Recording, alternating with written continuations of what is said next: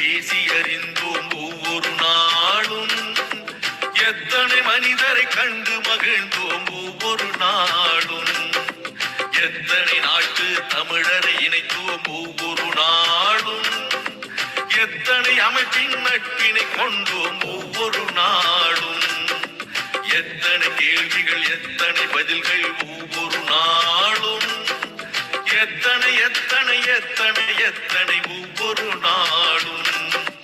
கலந்துரையாடுவோம் கலந்துரையாடுவோம் கலந்துரையாடுவோம். எத்தனை செய்திகள் பேசி அறிந்தோம் ஒவ்வொரு நாளும். எத்தனை மனிதரை கண்டு மகிழ்ந்தோம் ஒவ்வொரு நாளும்.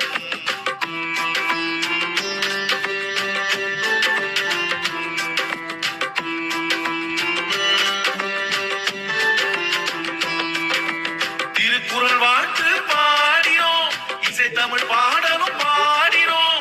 அறிவு வளர்ச்சிக்கு தேவைப்படும் வழி அனைத்தும் தேடினோம். ஆற்றல் மிகுந்த மனிதரை எல்லாம் தேடி தேடி ஓடினோம். அவர் உரை முடிந்த பின்னால் நாமும் அவருடன் கலந்து பேசினோம். உடல் நலம் பேசினோம், மனநலம் பேசினோம். பேச வேண்டிய வாழ்வின் செய்திகள் அடுக்கி அடுக்கி பேசினோம். சான்றிதழ் தந்தோம், வலையொலி தந்தோம், அன்பும் நன்றியும் போற்றினோம்.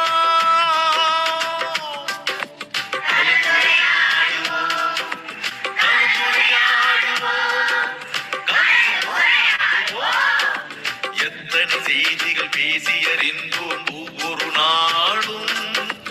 எத்தனை மனிதரை கண்டு மகிழ்ந்தோம் ஒவ்வொரு நாள்.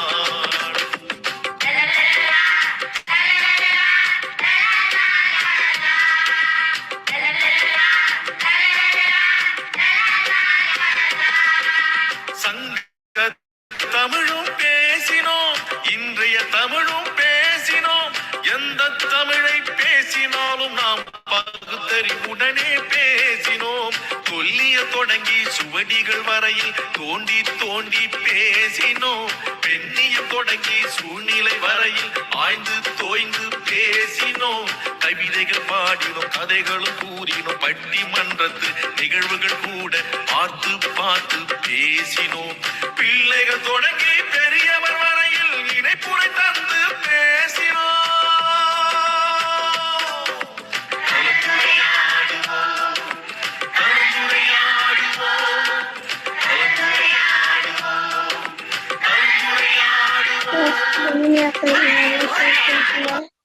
அனைவருக்கும் வணக்கம். இன்றைய நிகழ்ச்சி எண் 2182. இன்றைய சிறப்பழைப்பாளர் அம்மா அவர்களை கலந்துரையாடுவோம். பெருவை சாபாக வருக வர என வைக்கிறோம். குரலும் பொருளும் வளர்ச்சி கூறுவதற்கு சகுலை என வர வைக்கிறோம். குரலும் பொருளும் வளர்ச்சி செடிகள் அல்ல நிற்கிறோம். இசைப்பாடல் வழங்குவதற்கு தன்னூரி பண்ண அமர நிற்கிறோம். நிகழ்ச்சியின் முடப்பகலாக இன்றைய குரல் கூறுவதற்கு சகலை குணம் அமர நிற்கிறோம். வணக்கம். அதிகாரம் 117. படமிடங்க நோயை கூற்றுநீர் போல மிகும் தரத்தலும் மிரத்தலும் மாற்ற நோய் செய்தற்கு குறைத்தலும் நாணுதலும் காமம் நானும் உயிர்காவா தூங்குமே நோன உடம்பின் அகத்து காமல் கடல் மண்ணு முண்டே அதன் நியம புனை மனமில் துப்பின் யமுனார் மற்கொள் தேர்வரும் நட்பின் ஆற்றுபவர் இன்பம் கடல் மற்ற காம மக்தருங்கால் துன்பம் அதன் பெரிது காம கடுமுடன் நீந்தி கரைகரன் ஞாபகத்தும் ஞானவளின் மண்ணுயிர் எல்லாம் தூய்ச்சல் இல்லை துணை கொடியார் கொடுமை தாம் கொடி என்ன நிறைய கழியுமிரா விளம்பொன்று உள்வரை செல்கிற்பின் வலனி நீந்திர மன்னோ என்க. நன்றி.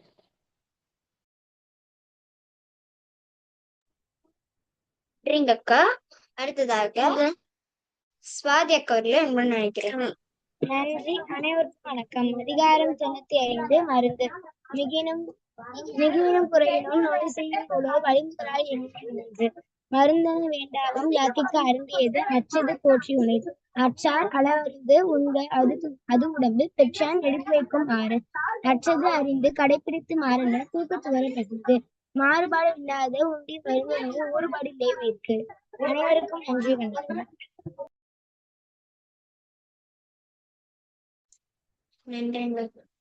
நன்றிங்க அக்கா. அடுத்ததாக புல்லும் பொருள் வளர்ச்சி சேர்க்க மூணு ஐயாவுடன் நினைக்கிறோம். அபயமா வணக்கம். 852 படிக்க முடியுமாமா? 852 இகல் அதிகாரத்தினுடைய 2வது குறள். ஒளிக்கடையில் இருக்கீங்கம்மா நீங்க? இகல் மாறுபாடு என்ற அதிகாரத்தின் 2ஆம் குறள், குறள் எண் 852. பகல் கருதி பற்றா செய்யினும் இகல் கருதி இன்னா செய்யாமை தலை. பகல் கருதி பற்றா செய்யினும் இகல் கருதி இன்னா செய்யாமை தலை. கூடாமையை கருத்துக் கொண்டு ஒருத்தன் வெறுக்கத்தக்கன செய்தானாயினும் அம்மாறுபாட்டை உளங்கொண்டு தாம் அவனுக்கு தீங்கு செய்யாதிருத்தல் உயர்ந்ததாம். இன்னா செய்தால் பகைமை வளர தாம் தாழ்தலாலும் அதனை தவிர்த்தால் அப்பற்றாதன தேய நாம் ஓங்குதலாலும் செய்யாமை தலை எனப்பட்டமை அறிக. தன்னோடு இணங்காமையால் ஒருவன் தனக்கு வெறுக்கத்தக்கவற்றை செய்தாலும் தானும் மாறுபாட்டால் அதை செய்யாதிருத்தல் மேல். பகல் கருதி பற்றா செய்யினும் இகல் கருதி இன்னா செய்யாமை தலை என்ற இக்குறளையும் இக்குறளுக்கு புலவர் நன்னன் அவர்கள் எழுதிய சொற்பொருள் விளக்கம் கருத்து ஆகியனவற்றையும் உங்களோடு பகிர்ந்து கொண்டதில் மகிழ்கிறேன். வாய்ப்பளித்தமைக்கு மிக்க நன்றி. நன்றிங்கம்மா. இனி வரலாற்றில் இன்று சூன் மாதம் 16ஆம் நாள். இதே நாளில் 363ஆம் ஆண்டு உரோம பேரரசர் யூலியான் டைக்ரிசு ஆறு வழியை பின்வாங்கி தனது சரக்கு கப்பலை ஈட்டுக் கொடுத்தினார். உரோம படைகள் பாரசீகரிடமிருந்து பெரும் இழப்புகளை சந்தித்தன. 1773ஆம் ஆண்டு வங்காளம் பிரித்தானிய கிழக்கிந்திய கம்பெனியின் முதன்மை மாகாணமானது. உச்ச நீதிமன்றம் நிறுவப்பட்டது. 1779ஆம் ஆண்டு சப்பானியா பெரிய பிரித்தானியா மீது போரை அறிவித்தது. ஜிப்ரால்டர் மீதான போர் ஆரம்பமானது. 1719ஆம் ஆண்டு குஜராத் மாநிலம் கட்சி என்ற இடத்தில் இடம்பெற்ற நிலநடுக்கத்தில் சற்றப்ப 1550 பேர் உயிரிழந்தனர். 1883ஆம் ஆண்டு இங்கிலாந்தில் விக்டோரியா நாடக அரங்கில் இடம்பெற்ற நெரிசலில் சிக்கி 183 சிறுவர்கள் உயிரிழந்தனர். 1897ஆம் ஆண்டு அவாய் குடியரசை ஐக்கிய அமெரிக்காவுடன் இணைக்கும் ஒப்பந்தம் ஏற்பட்டது. 1903ஆம் ஆண்டு ருவால் அமுன்சன் தனது முதலாவது வடமேற்கு பெருவெளியின் கிழக்கு மேற்கு நோக்கிய கடற்பயணத்தை ஒசுலோவில் இருந்து தொடங்கினார். 1911ஆம் ஆண்டு IBM நிறுவனம் நியூயார்க்கில் தொடங்கப்பட்டது. இதே நாளில் 1922ஆம் ஆண்டு அயர்லாந்தின் சுயாதீன மாநிலத்தில் இடம்பெற்ற பொதுத் தேர்தலில் சின் பெயின் கட்சி பெரும்பான்மை இடங்களை கைப்பற்றியது. 1940ஆம் ஆண்டு லித்துவேனியாவில் கம்யூனிஸ்ட் அரசு ஆட்சிக்கு வந்தது.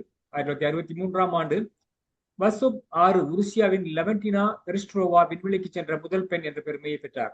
1976ஆம் ஆண்டு தென்னாப்பிரிக்காவில் சுவேட்டாவில் சற்று 15,000 கருப்பின மாணவர்கள் நடத்திய ஆர்ப்பாட்டத்தில் காவல்துறை நடத்திய துப்பாக்கி சூட்டில் 566 மாணவர்கள் கொல்லப்பட்டனர். 2010ஆம் ஆண்டு பூட்டான் புகையிலை பயன்பாட்டை முற்றிலுமாக தடை செய்தது முதலாவது நாடானது.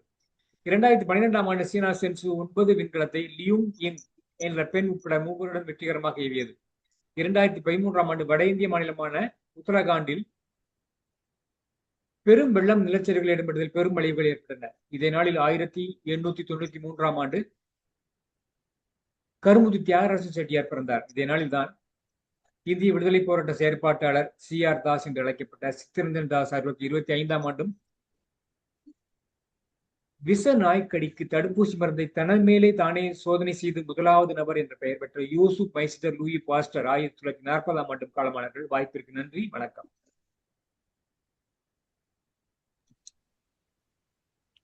நன்றிங்க ஐயா.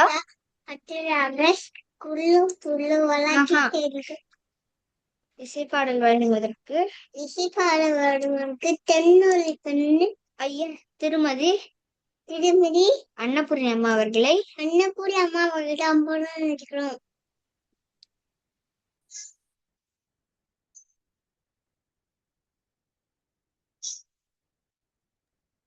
அபியம்மா நீங்களே ஒரு பாடல் தாங்கம்மா. அபியம்மா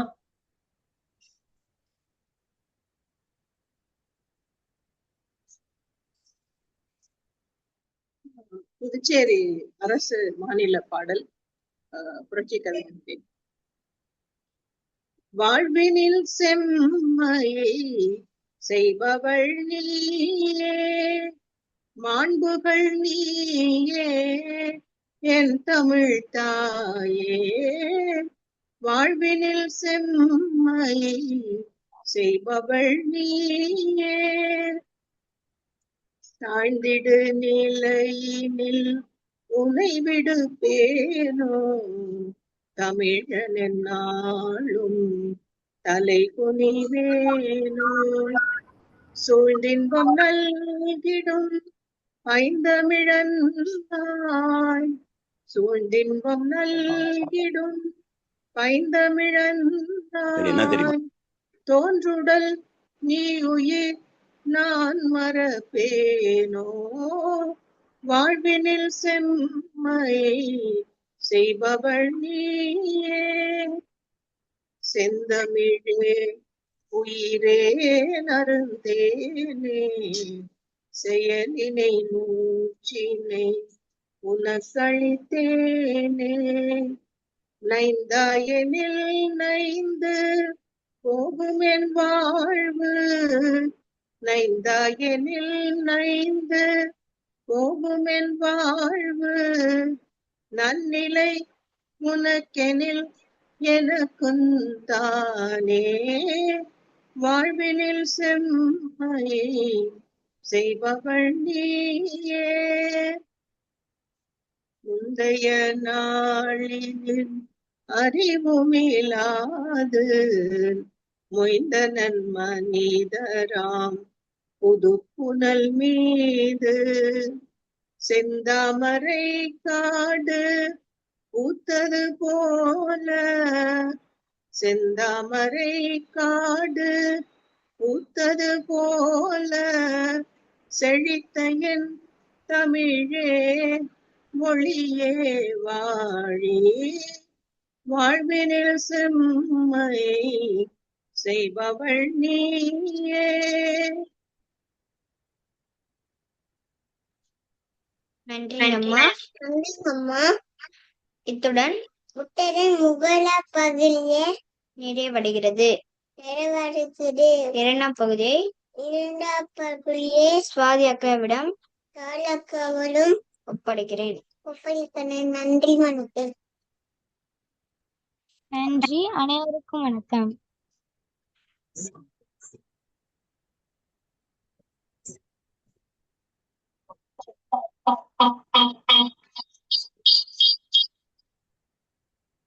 கலந்துரையாடுவோம். பேரவை தமிழ்நாடு நடத்தும் இலக்கிய களம்.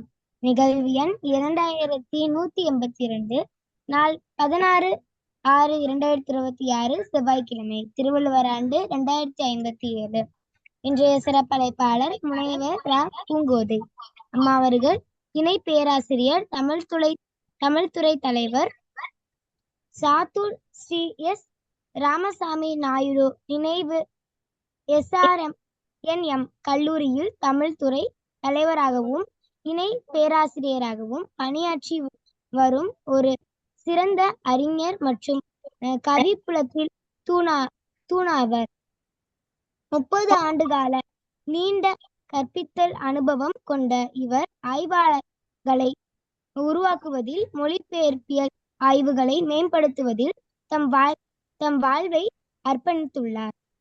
அங்கீகரிக்கப்பட்ட ஆராய்ச்சி நெறியாளராகவும் ஆய்வு நெறிமுறை குழுவின் முக்கிய உறுப்பினராகவும் விளங்கும் இவரது தலைமை பண்பு பல்வேறு நிறுவன குழுக்களில் ஒருங்கிணைப்பாளர் என்ற நிலையில் மேலும் மிளிர்கின்றது. இவர் தமிழ் இலக்கியம் குறித்து பல நூல்களை எழுதி வெளியிட்டு தமிழில் செழுமையான மரபை பாதுகாப்பதிலும் பகுப்பாய்வு செய்வதிலும் பெரும் பங்காற்றியுள்ளார். அம்மா அவர்கள் இன்று பேச எடுத்துக்கொண்ட தலைப்பு வணிகம். அம்மா தாங்கள் 6 மணி வரை உரையாற்றலாம். அம்மா வாருங்களம்மா. அம்மா பூங்கோதை அம்மா அவர்களை 2 வச்சிருக்கீங்க பாருங்க. ஒண்ணு இங்க ஆஃப் பண்ணிடுங்க. சரிங்க. ஒண்ணு கட் பண்ணீங்கன்னா தான் உங்களுக்கு கத்தாது. எதுனா இந்த ஒண்ணுல வெளியேறிடுங்க.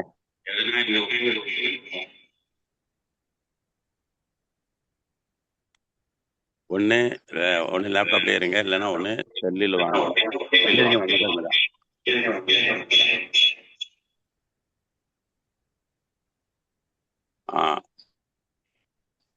ஒன்னு ஒன்னு இது பண்ணுங்க, வெளியேறிடுங்க.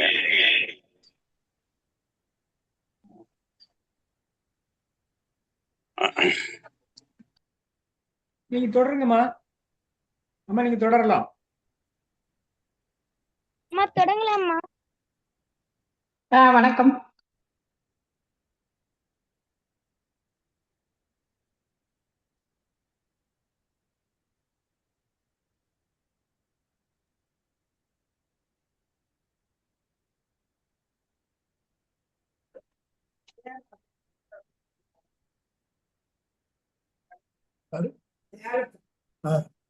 வணக்கம். நல்லா கேக்குதா? அம்மா கேக்குதுங்கம்மா. காணொளி வரலம்மா. உங்களுடைய காணொளியை ஆன் பண்ணுங்க, வீடியோ ஆன் பண்ணுங்க. சரிங்க. கீழே இருக்கு பாருங்க, அதை தொடுங்க, வரும். வருதா? வரலையே. போன்ல வருது. வரும். நீங்க கீழே வீடியோ இருக்கு பாருங்க, அதை வந்து தொடுங்க. ஸ்டாப் வீடியோன்னு தொடுங்க.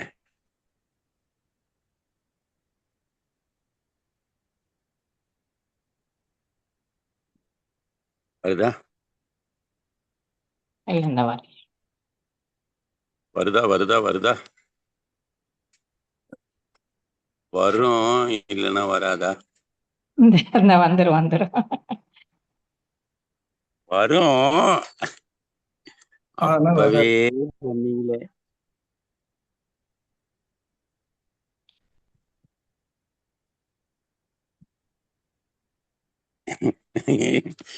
மன்னிச்சிங்களா, எம்ஜிஆர் மாதிரி இருக்கே. நம்முடைய இந்த சிறப்பு அழைப்பாளர்கள் இன்று பேச எடுத்துக்கொண்ட தலைப்பு இலக்கியமும் வாணிகமும். அம்மா அவர்கள் காணொளியில் வரும் வரை நாம் பேச. வாணிகமும் இலக்கியமும். இலக்கியமும் வணிகமும் ரெண்டும் ஒண்ணா? தொடங்கலாம்மா. வணக்கம். அனைவருக்கும் வணக்கம்.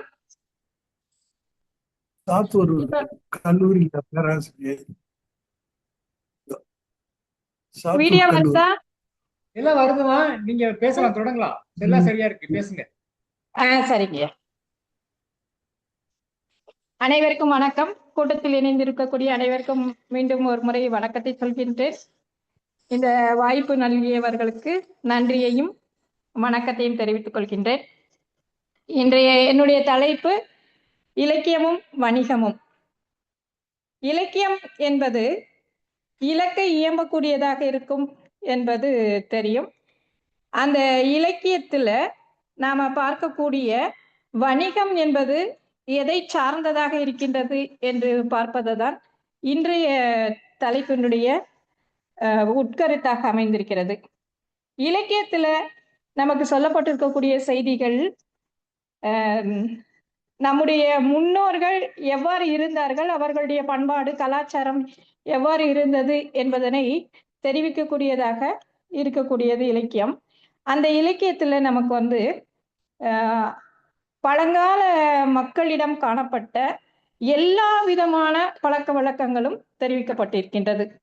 ஆரம்ப காலத்துல நம்முடைய மக்கள் 4 வகையான வர்ணத்தினர் என்று பிரிக்கப்பட்டிருந்தனர். அரசர், அந்தனர், வணிகர், வேளாளர் அப்படின்னு சொல்லக்கூடியவர்கள். அரசனுடைய செயல்பாடு என்ன அப்படின்னு சொன்னா, அந்தணர்களை காத்தல் என்பதும் நாட்டினுடைய மக்களுக்கு வேண்டிய எல்லா விதமான நன்மைகளை செய்வதும் அரசனுடைய வேலையாக இருந்தது.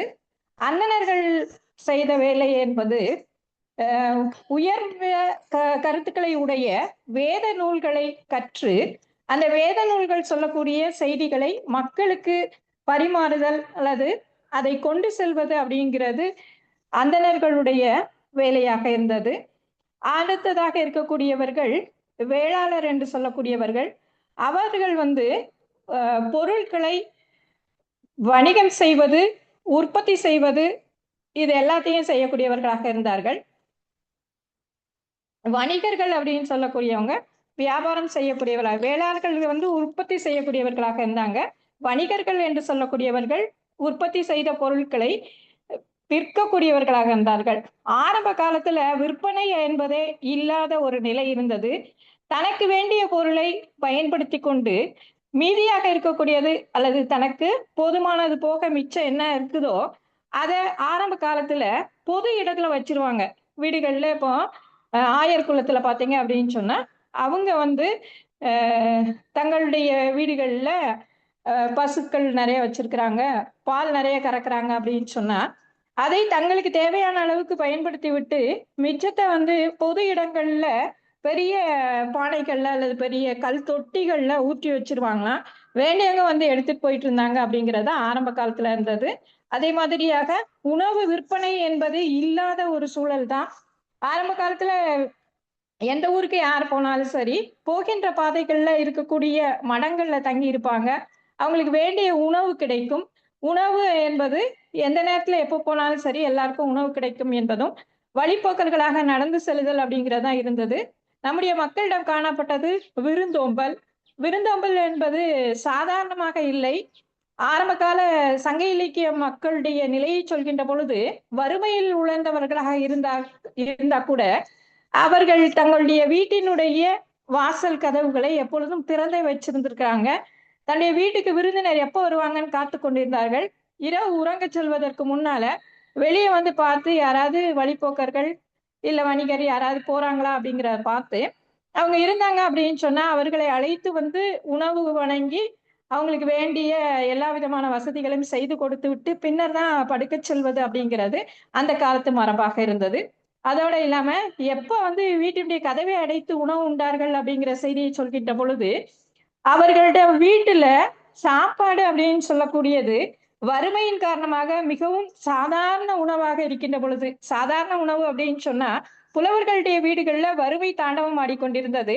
அவங்க என்ன பண்ணுவாங்க அப்படின்னு சொன்னா தங்களுடைய வீட்டுல எந்த விதமான தானியங்களோ நெல்லோ எதுவுமே இல்லை அப்படின்னு சொன்னா வீட்டின் பின்புறத்துல இருக்கக்கூடிய குப்பை கீரைகளை பறித்துட்டு அதை வேக வைத்து அதில் உப்பு இல்லாமல் சாப்பிட்டு இருக்கிறார்கள். அந்த மாதிரியான மிகவும் சாதாரண உணவை சாப்பிட்ட பொழுது மட்டும் தங்களுடைய வீட்டு வாயிலை அடைத்து வைத்து சாப்பிட்டு இருக்கின்றார்கள். ஏன்னா விருந்தோம்பலுக்கு அதாவது யாராவது விருந்தினர்கள் வந்தாங்க அப்படின்னு சொன்னா இந்த உணவை அவங்களுக்கு கொடுக்க முடியாது, பகிர்ந்து கொள்ள முடியாது அப்படிங்கிற சூழல்ல இருந்திருக்கிறாங்க. அதனால ஆரம்ப காலத்துல உணவு உற்பத்தி செய்தல் என்பதும் மற்றவர்களுக்கு பகிர்ந்து கொடுப்பது என்பதும் பொருள் இல்லாமல் கொடுத்ததுதான் ஆரம்ப கால நிலையாக இருந்தது. அதன் பின்னால என்ன செஞ்சாங்க அப்படின்னு சொன்னா நமக்கு தெரியும், நம்முடைய நிலம் என்பது 5ஆக பிரிக்கப்பட்டிருக்கின்றது. குறிஞ்சி, முல்லை, மருதம், நெய்தல், பாலை அப்படின்னு சொல்லக்கூடிய ஒவ்வொரு நிலத்திற்கும் அந்தந்த நிலத்தினுடைய தன்மைக்கு ஏற்ப பயிர்கள் விளைதல் என்பதும் அங்க இருக்கக்கூடிய பொருட்கள் தங்களுக்கு போக மீதி உள்ளதை மற்ற பக்கத்துல இருக்கக்கூடிய நிலத்துல உள்ளவங்களுக்கு, அதாவது குறிஞ்சி நிலத்துல இருக்கிறாங்க அப்படின்னு சொன்னா குறிஞ்சி நிலத்துல கிடைக்கக்கூடிய பொருள்ல கிழங்குகள், தேன் இது மாதிரியானதை அடுத்து இருக்கக்கூடிய முல்லை நிலத்துல கொண்டு பண்டமாற்று முறையில கொடுத்தது அப்படிங்கிறதா ஆரம்ப கால நிலையாக இருந்தது. அதே மாதிரி நெய்தல் நிலத்துல இருக்காங்க அப்படின்னு சொன்னா அவங்க முல்லை நிலத்திற்குல அல்லது மருத நிலத்துக்கு கொண்டுட்டு போய் தங்களுடைய கடல்ல கிடைத்த அந்த கடல் வளத்தை இங்க கொண்டு கொடுத்துட்டு அதுக்கு பதிலாக மீனை கொடுத்துட்டு நெல் வாங்கிக்கிறது, இது மாதிரியான பண்டமாற்று முறை அப்படிங்கிறது ஆரம்பத்துல இருந்தது. அப்ப அந்த காலத்துல அது பண்டமாற்று முறையாக இருந்த பொழுது கூட என்ன பண்ணாங்க அப்படின்னு சொன்னா அந்த முறையில அந்த வணிக முறையில ஒரு அறத்தை கடைபிடித்தார்கள். எந்த மாதிரியான அறம் அப்படின்னு சொன்னா கொடுக்கக்கூடிய பொருள்ல அளவு குறையாமல் கொடுக்கக்கூடிய வழக்கம் உடையவராக இருந்தாங்க. வாங்கக்கூடிய பொருள் குறைவாக இருந்தாலும் பரவாயில்ல, அவங்களுக்கு கொடுக்கக்கூடிய பொருள் அதிகமாக இருக்கணும் அப்படின்னு நினைச்சாங்க. அதனால பண்டமாற்று முறை அப்படிங்கிறது தான் இருந்தது. இன்னைக்கும் நம்மிடம் வந்து சில பொருட்கள் அந்த பண்டமாற்று முறை அப்படின்னு சொல்லக்கூடியது நம்மிடம் இருக்கின்றது. நம்ம பெரும்பாலும் என்னதான் செய்யறோம் அப்படின்னு சொன்னா, வீடுகளில் இருக்கக்கூடிய தேவையில்லாத பொருட்களை கொடுக்கின்ற பொழுது பேப்பரை கொடுத்துட்டு அதுக்கு பதிலாக சீனி கிழங்கு வாங்குறது இந்த மாதிரி எல்லாம் இருந்தது. ஆரம்ப காலத்துல பாத்தீங்கன்னா கீரை எல்லாம் வாங்கணும் அப்படின்னு சொன்னா கீரை கொண்டு வந்து விற்கின்ற பொழுது கூட அவர்களுக்கு நெல் கொடுக்கறது இல்ல அரிசி கொடுக்கறது அப்படிங்கிற வழக்கம்லாம் இருந்துச்சு. நிறுத்து கொடுக்கறதெல்லாம் இல்லை, சும்மா கை வச்சு அள்ளி கொடுக்கறது, நிறைய கொடுக்கறது அப்படிங்கிற ஒரு முறை தான் இருந்தது. அந்த பணமாற்று முறை அப்படிங்கிறத வந்து அறச்செயலுடையவராக நல்ல முறையில வந்து கொடுத்துட்டு இருந்திருக்காங்க. சொன்ன மாதிரியாக கொடுக்கக்கூடிய பொருள் வந்து அதிகமா கொடுப்பாங்க, நம்மிடம் அவங்ககிட்ட இருந்து வாங்கக்கூடிய பொருள் குறைவாகத்தான் இருந்திருக்குது. இதுதான் ஆரம்ப காலத்துல இருந்த வணிக முறையாக இருந்தது. அந்த பண்டமாற்று முறைக்கு என்ன செஞ்சாங்க அப்படின்னு சொல்கின்ற பொழுது சங்க இலக்கியத்துல சொல்லியிருக்கின்றார்கள். இந்த உமனர்கள் என்று சொல்லக்கூடியவர்கள், உப்பு விற்கக்கூடியவர்கள், அவங்க வந்து தங்களுடைய உப்பை மாட்டு வண்டிகள்ல ஏற்றி சென்றிருக்கின்றார்கள். அந்த மாட்டு வண்டிகளை ஏற்றி செல்கின்றது, அதாவது வணிகத்திற்காக பணமாற்று முறைக்காக பக்கத்து ஊர்களுக்கு செல்கின்றார்கள் அப்படின்னு சொன்னா அவங்க போகின்ற பொழுது தனித்தனியா போறதில்ல, ஒரு கூட்டமாக செல்வது அப்படிங்கிறது வழக்கம். நான் ஏற்கனவே அந்த புலவர்களுடைய நிலையை பற்றி சொல்கின்ற பொழுது குப்பை கீரைகளை எடுத்து உணவாக சமைக்கின்ற பொழுது உப்பிடாத குப்பை கீரைகளை சமைச்சு சாப்பிட்டாங்க அப்படின்னு சொல்லப்பட்டிருக்கிறது. ஏன் அப்படின்னு சொன்னா உப்பு கூட கிடைக்கலையா அப்படின்னு நம்ம நினைக்கலாம். அந்த காலத்துல இப்ப இருக்கிறது மாதிரியாக கடைகள்ல போய் உப்பு வாங்கலாம் முடியாது.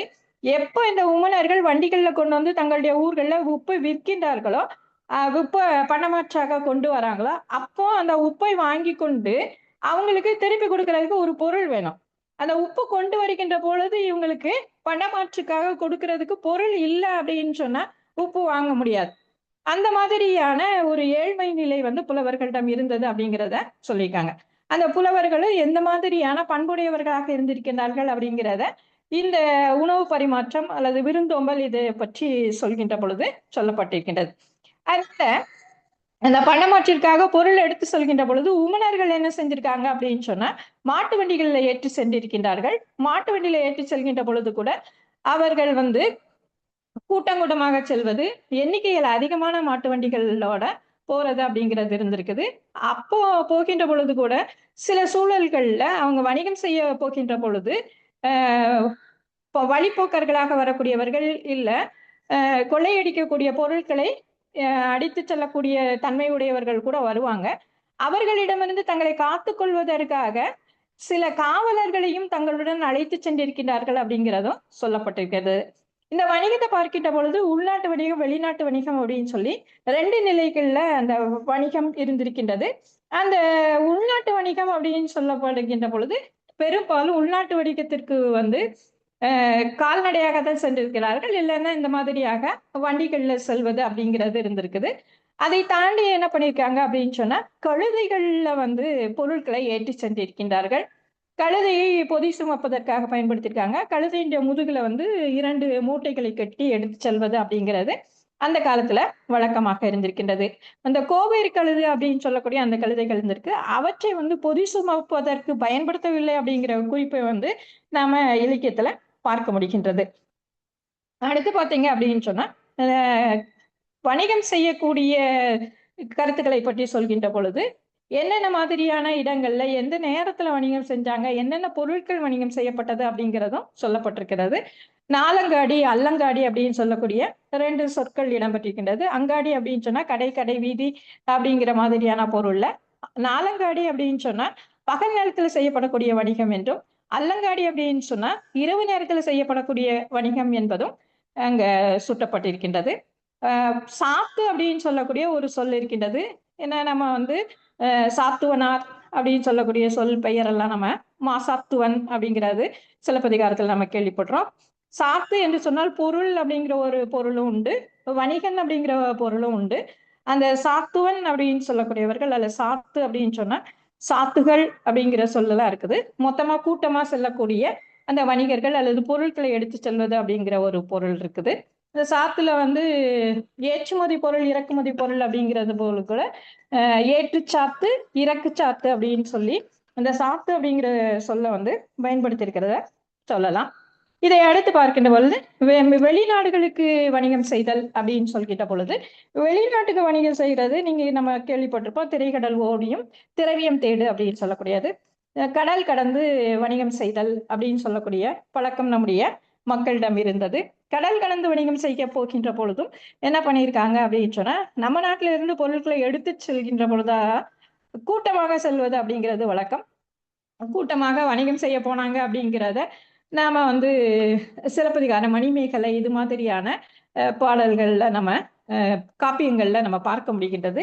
ஏன்னா வணிகம் செய்ய செல்லக்கூடிய அந்த கப்பல்ல போகின்ற பொழுது அவங்களுக்கு ஆபத்து ஏற்பட்டதுனால திரும்ப வரல அப்படிங்கிறதும், அதனால அவர்களுக்கு ஏற்பட்ட இடையூறு அப்படிங்கிறதெல்லாம் நம்ம பார்த்திருக்கின்றோம். இந்த மாதிரியாக வெளிநாடுகளுக்கு அல்லது அயல் நாடுகளுக்கு பொருட்களை ஏற்றி செல்வது அப்படிங்கிறது இருந்தது. அந்த சூழல் நம்ம பார்க்கும்போது யவனர்கள் நம்ம நாட்டுக்கு வந்தாங்க. யவனர்கள் அப்படின்னு சொன்னா ரோமானியர்கள், கிரேக்கர்கள் இவங்களெல்லாம் யவனர்கள் அப்படின்னு சொல்றாங்க. அந்த யவனர்கள் என்ன செஞ்சாங்க அப்படின்னு சொன்னா, யவனர்களுடைய கலன்கள்ல அவங்க தங்கம் கொண்டு கொடுத்துட்டு அதுக்கு பதிலாக மிளகு ஏற்றிட்டு போயிருக்காங்க. அதாவது யவனர்களுடைய அந்த கலன் என்று சொல்லப்படுவது பொண்ணோடு கரியோடு பெயரும் அப்படின்னு சொல்லப்பட்டிருக்குது. கரி என்று சொன்னால் மிளகு. வெளிநாடுகள்ல இருந்து தங்கம் கொண்டுட்டு வந்துட்டு அதுக்கு பதிலாக அவங்க மிளகு ஏற்றி சென்றிருக்கின்றார்கள். அப்படிங்கிற நம்ம நாட்டுல இருந்த அந்த வாசனை பொருட்கள், மிளகு, லவங்கம், இது மாதிரி ஏலக்காய், இது மாதிரியான பொருட்களை ஏற்றி சென்றிருக்கின்றார்கள் அப்படிங்கிறது சொல்லப்பட்டிருக்கின்றது. அதோடு மட்டும் இல்லாம வணிகம் செய்வதற்கு பெண்களும் வந்திருக்கிறாங்க என்பதும், பெண்களும் வணிகத்துல ஈடுபட்டு இருக்கின்றார்கள் என்ற செய்திகளும் சொல்லப்பட்டிருக்கிறது. இந்த பட்டினம், பாக்கம் அப்படின்னு சொல்லக்கூடிய கடற்கரை பகுதிகளில் நிறைய வணிகம் நடைபெற்றிருக்கின்றது என்பதையும் நம்ம பார்க்க முடிகின்றது. இதோட இல்லாம நமக்கு இறக்குமதி ஆகப்பட்ட பொருட்கள்ல உயிரினங்கள் அப்படின்னு சொல்லி பார்த்தோம் அப்படின்னா, குதிரைகளை இறக்குமதி செய்திருக்கிறார்கள். அரேபிய குதிரைகள் நம்ம நாட்டுல இறக்குமதி செய்யப்பட்டிருக்கின்றது அப்படிங்கிறதும் நம்ம பார்க்கின்றோம்.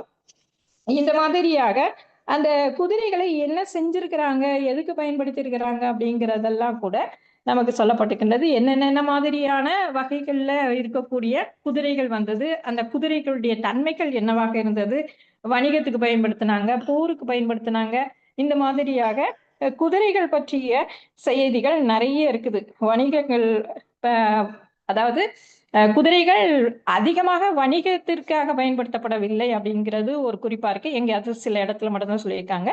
பெரும்பான்மை இடத்துல அரசர்கள் போருக்கு அல்லது மற்ற விஷயங்களுக்கு அல்லது தேர் கட்டி அரசனாக இருக்கின்றான் அப்படின்னு சொன்னா குதிரைகள் பூட்டிய தேர்கள்ல போறது அப்படிங்கிறது ஒரு சிறப்பான செய்தியாக இருந்திருக்கின்றது. இந்த மாதிரியாக பலவிதமான செய்திகள் பேசப்படுகின்றது. அடுத்து பார்த்தீங்க அப்படின்னு சொன்னா, என்னென்ன மாதிரியான பொருட்கள் ஏற்றுமதி செய்யப்பட்டது அப்படிங்கும் பொழுது, மிளகு, ஏலம், லவங்கம், முத்துக்கள், மஸ்லின் துணிகள், சந்தனம், யானை தந்தங்கள் இதெல்லாம் ஏற்றுமதி செய்யப்பட்டிருக்கின்றது. இறக்குமதி செய்யப்பட்டவை என்ன அப்படின்னு சொன்னா, தங்கம், செம்பு, கண்ணாடி, பவளம் மற்றும் அந்த குதிரைகள் அப்படிங்கிறது சொல்லப்பட்டிருக்கின்றது. அடுத்து பார்த்தீங்க அப்படின்னு சொன்னா, இந்த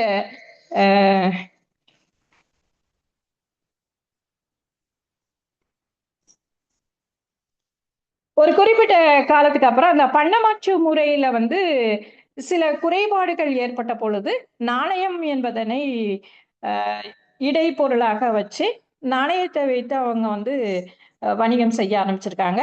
ஆரம்ப காலத்துல நாணயம் அவை என்பது கூட தங்கத்தால் ஆக்கப்பட்ட, அச்சிடப்பட்ட, தங்கத்துல செய்யப்பட்டிருந்த நாணயங்கள் தான் பயன்படுத்தப்பட்டிருக்கின்றது. இப்போ ஆரம்ப காலத்துல எப்படி வணிகம் செஞ்சாங்க அப்படின்னு சொல்கின்ற பொழுது, அந்த வணிகத்துல அறத்தை கடைபிடித்தார்கள். அந்த அறச்செயல் என்பது எதற்காக கடைபிடிக்கப்பட்டது அப்படிங்கிற செய்தியும் சொல்றாங்க. இந்த இம்மையில் நாம் அறத்தோடு செயல்பட்டோம் என்று சொன்னால்தான் அடுத்து வரக்கூடிய காலத்துல மறுமையிலும் அதனுடைய பலனை நாம் அனுபவிக்க முடியும் என்பதனை அவங்க சுட்டி காட்டியுள்ளனர். அது மட்டும் இல்லாம கடற்கரை பகுதிகளில் வைக்கப்பட்டிருக்கக்கூடிய முத்து குவியல் அப்படின்னு சொல்லியிருக்காங்க. அதே மாதிரி உப்பு குவியல் என்பது சொல்ல, இதே நேரத்துல முட்டுக்குப்பை, உப்பு குப்பை அப்படிங்கிற சொல்லும் பயன்படுத்தப்பட்டிருக்கிறது. குப்பை என்பது வந்து ஆரம்ப காலத்துல குவியல் என்கின்ற பொருள் இருந்திருக்கின்றது. பின்னால போக போக அந்த குப்பை என்பது தேவையில்லாத பொருள் அப்படிங்கிற ஒரு நிலைக்கு வந்துவிட்டது. நம்ம ஆரம்ப காலத்துல சொன்ன மாதிரி நமக்கு வேண்டிய பொருட்களை மட்டும் பயன்படுத்திட்டு நம்முடைய வீட்டுல இருக்கக்கூடிய தேவைக்கு அதிகமான அல்லது பயனில்லாத பொருளாக இருக்கக்கூடியதை பொது இடத்துல வச்சுட்டு யாருக்கு வேணுமோ பயன்படுத்திக்கலாம் அப்படின்னு சொல்லக்கூடிய நிலை அப்ப இருந்திருக்குமா அப்படின்னு சொல்லி கொஞ்சம் யோசிக்கின்ற பொழுது இப்ப கூட நம்ம பார்க்கின்றோம் சொன்னால் மேலை நாடுகள்ல பார்க்கின்ற பொழுது அஹ் வெளிநாடுகள்ல இருக்கக்கூடியவர்கள் தாங்கள் ஒரு இடத்துல இருந்து இன்னொரு இடத்துக்கு செல்கின்ற பொழுது அல்லது வெளிநாட்டுல இருந்து இந்தியாவுக்கு வராங்க அப்படின்னு சொன்னா அவங்க வீட்டுல இருக்கக்கூடிய பொருட்களை கூட பொது இடத்துல கொண்டு போய் வைத்து விட்டு போயிடுறாங்க. வேண்டியவர்கள் வாங்கி கொள்கின்றார்கள் அப்படின்னு சொல்லக்கூடிய ஒரு நிலையை நம்ம பார்க்கின்றோம். இந்த மாதிரியாக மீண்டும் அது ஒரு தன்மைக்கு வந்திருக்கின்றது அப்படிங்கிறத பார்க்கலாம். எப்படி ஆரம்ப காலத்துல வந்து வணிகம் அப்படின்னு சொல்லக்கூடியதை அறச்செயலோட செய்து கொண்டிருந்தார்களோ இப்ப இருக்கக்கூடிய சூழல்ல பாத்தீங்க அப்படின்னு சொன்னா அந்த அறச்செயல் எங்க மாறி இருக்கின்றது அப்படிங்கிறதையும் நம்ம பார்க்க முடிகின்றது. ஏன்னா இப்போ பிசினஸ் அப்படின்னு சொல்லக்கூடிய டிஜிட்டல் மார்க்கெட்டிங் இந்த மாதிரி எல்லாம் போகின்ற பொழுது எப்படி வந்து அவங்களுடைய வணிகம் நடைபெறுகின்றது என்பதே இல்லை. நாம ஒரு பணம் கட்டிக்கிறோம், நமக்குன்னு சொல்லிட்டு ஒரு பொருள் இருக்கின்றது, அது நம்மகிட்ட இருக்குது, கொஞ்ச நாள் கழிச்சு காணாம போயிடுது. இது மாதிரியான சில விஷயங்கள்லாம் கூட நம்ம இப்போ பார்க்கறத மாதிரி இருக்கின்றது. இந்த மாதிரி இல்லாம ஆரம்ப காலத்துல அப்படி இல்லை அப்படிங்கிறத நமக்கு சொல்லியிருக்கிறாங்க. அடுத்ததாக அந்த அறச்செயலை பற்றி சொல்லுங்கன்னா, இம்மை செய்தது மறுமைக்கு ஆம் எனும் அறவிலை வணிகன் அப்படின்னு சொல்லி புறநானூற்றுல நம்ம பார்க்க முடிகின்றது. பெரும்பாலாற்றுப்படையில சொல்லியிருக்காங்க, அனர்செவி சாத்தோடு வழங்கும் உள்குடை பெருவழி கவலை காக்கும் அப்படின்னு சொல்லியிருக்கு. வம்பர் பயணிக்கும் பெரிய வழியில் பாதுகாப்புக்காக வீரர்களை நிறுத்தி வைத்திருந்தனர் என்று சொல்லக்கூடிய செய்தியும் சொல்லப்பட்டிருக்குது. இதோட மட்டும் இல்லாம இந்த வணிகம் செய்கின்றவர்கள் என்ன பண்ணியிருக்கிறாங்க அப்படின்னு சொன்னா, சில சூழல்ல வந்து அந்த பணமாற்று முறைக்கு போகின்ற பொழுது பொருள் இல்லை அப்படின்னு சொன்னா கடனாக கொடுத்தார்கள் அப்படிங்கிற ஒரு செய்தியும் கொடுக்கப்பட்டிருக்கிறது. அந்த கடனாக கொடுக்கப்பட்டிருக்கக்கூடிய பொருளை திரும்ப தவறாமல் போய் அதை மீண்டும் பெற்றிருக்கின்றனர் அப்படிங்கிறது இருக்கின்றது. அதோட மட்டும் இல்லாம இந்த மாதிரியான இந்த வணிகம் என்பது நமக்கு எந்த அளவுக்கு வணிகம் அப்படின்னு சொல்லக்கூடிய ஒரு நிலை இல்லாமல் அதை தாண்டி என்னென்னதெல்லாம் நமக்கு நன்மைகளாக அதோடு சேர்ந்து கிடைத்தன அப்படின்னு சொல்லி பார்க்கின்ற பொழுது நிறைய மொழி கலப்பு அப்படிங்கிறது நம்ம கிட்ட இருக்கிறத பார்க்கலாம். இந்த அரிசி அப்படிங்கிற சொல்லு, இது மாதிரியான நிறைய பொருட்களுடைய பெயர்கள் எல்லாமே வந்து நம்ம நாட்டில இருந்து தமிழ் மொழியிலிருந்து வேற்று மொழிகளுக்கு சென்றிருக்கின்றன என்பதும், வேற்றுமொழி சொற்கள் சிலவற்றை நாம இப்ப பயன்படுத்தி கொண்டிருக்கின்றோம் என்பதும் அந்த பேச்சு மொழி கலப்பு அப்படிங்கிறதுக்கும் பயனுடையதாக இருக்கிறது. அதே மாதிரி மணிமேகலையில பார்க்கின்ற பொழுது அங்க கடற்கரை கடலால் அடிக்கப்பட்டு கரையில கிடந்த அந்த மனிதன் அவன் வந்து வேற்றுமொழி தெரிந்திருந்த காரணத்தினாலதான் வந்து அவனால அந்த மக்களிடமிருந்து தன்னை காப்பாற்றிக் கொள்ள முடிந்தது அப்படிங்கிற செய்தியை வந்து மணிமேகலையில நம்ம பார்க்கின்றோம். இந்த மாதிரியான பலவிதமான பயன்களை தரக்கூடியதாக இந்த வணிகம் என்பது இருந்திருக்கின்றது என்பதை நம்ம பார்க்கலாம். இது போக என்னென்ன மாதிரியான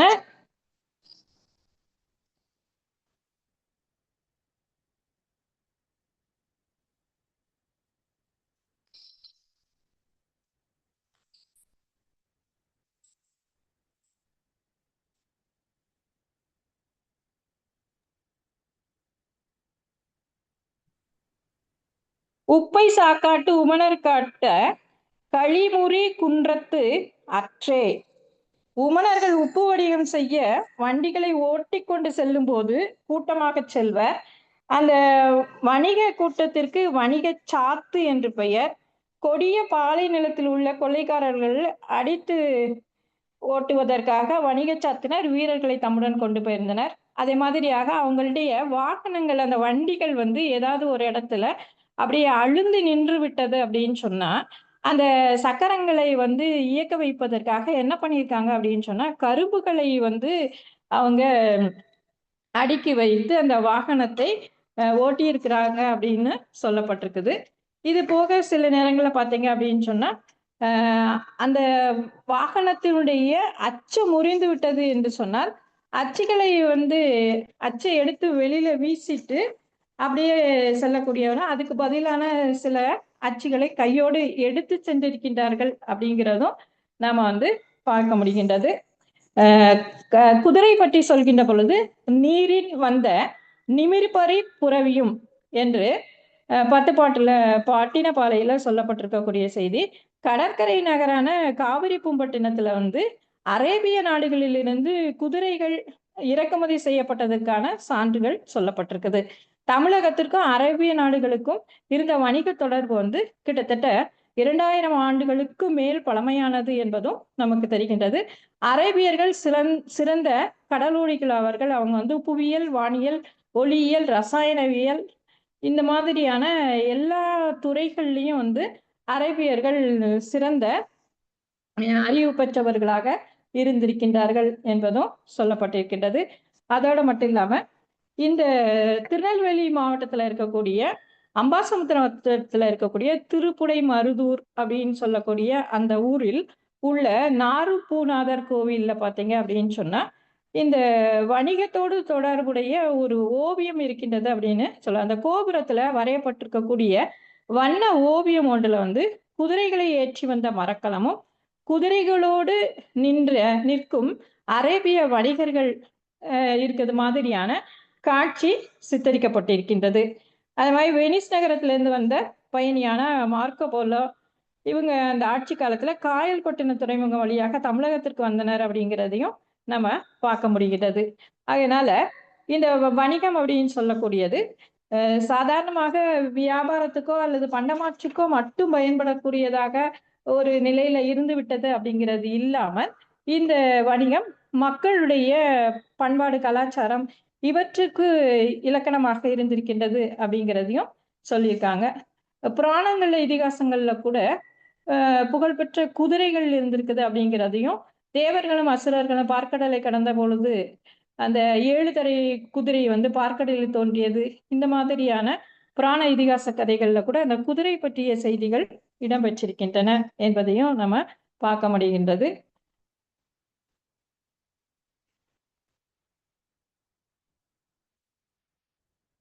தொடக்க காலங்கள்ல தமிழர்கள் கடல் வணிகத்தை வந்து இந்தோனேஷியா தீவு முதல் பாரசீக வளைகுடா வரை கடற்கரை ஓரங்களில் மட்டுமே நடத்திருக்காங்க. தொடர்ந்து வந்த காலங்களில் தமிழர்கள் வணிகம் மேற்கே ரோம் தொடங்கி கிழக்கே சீனா வரை நடுக்கடல் வணிகமாக பரிணமித்தது. தமிழ் வணிகர்கள் நீண்ட காலம் வரை இந்தோனேஷியா தீவுகளுக்கும் ஏமன், சிரியா போன்ற பாரசீக வளைகுடா நாடுகளுக்கும் இடையே உள்ள நாடுகளுக்கு மட்டும் சென்று வந்தனர்.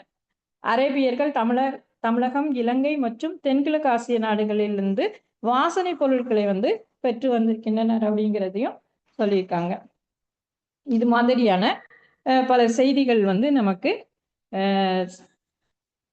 இடம்பெற்றிருக்கின்றது. இந்த வணிகம் அப்படிங்கிறது உள்நாட்டு வணிகம், வெளிநாட்டு வணிகம், பண்டமாற்று முறை, அதுக்கு பின்னால நாணயத்தை வைத்து அதை ஈடு செய்யக்கூடிய மாதிரியாக அல்லது சரிப்படுத்தக்கூடிய தன்மையில நடைபெற்ற வணிகங்கள், அந்த மாதிரியான பல செய்திகளை உடையதாக இந்த சங்க இலக்கிய வணிகம் என்பது அமைந்திருக்கின்றது என்று கூறிக்கொள்கிறேன். வாய்ப்புக்கு நன்றி. வேற ஏதாவது கலந்துரையாடனா உரையாடலாம். சிறப்பாக உரையாற்றிய அம்மாவுக்கு மனமார்ந்த நன்றி தெரிவித்துக் கொள்கின்றோம். நன்றிங்க அம்மா. வாழ்த்துரை வழங்குவதற்கு மதிப்பிற்கும் மரியாதைக்கும் உரிய நீதியரசர் நடராஜன் ஐயாவிலே என்று அழைக்கின்றோம். திரு தயாரில இருக்குமாறு திருப்புகழ் காமராஜர் ஐயாவிலே அன்புடன் கேட்டுக்கொள்கின்றோம். பாருங்களேன். அனைவருக்கும் வணக்கம். இன்று நமது கலந்துரையாடுவோம் பேரவையில் சிறப்பு விருந்தினர் பூங்கோதை அம்மா அவர்கள் இலக்கியமும் வணிகமும் என்ற தலைப்பில் உரையாற்றியிருக்கிறார். அவர் எனது சொந்த ஊரான கோயில்பட்டியில் இருந்து 20 கிலோமீட்டர் தொலைவில் இருக்கும் சாத்தூர் கல்லூரியில் பணிபுரிகிறார். என்கிற செய்தி அறிந்து எனக்குள் ஒரு மகிழ்ச்சி ஏற்பட்டது. அது மட்டுமல்ல, நான் சாத்தூரில் நீதிபதியாக பணிபுரிந்திருக்கிறேன். எனவே அந்த மகிழ்ச்சியில் இந்த உரையை கேட்டேன். முதலில் இந்த உரையின் தலைப்பு என்பது இலக்கியமும் வணிகமும் என்று இருந்தது. எனக்கு ஒரு என்னுடைய எதிர்பார்ப்பு அல்லது நான் புரிந்து கொண்ட விதம் என்னவென்றால், இலக்கியமும் வணிகமும் என்றால் இலக்கியத்திற்கும் வணிகத்திற்கும் ஒரு கம்பேரிட்டிவ் ஸ்டடி இருக்குமோ, ஒரு ஒப்பீட்டு அளவில் ஆய்வுரை இருக்குமோ என்று நான் எதிர்பார்த்தேன்.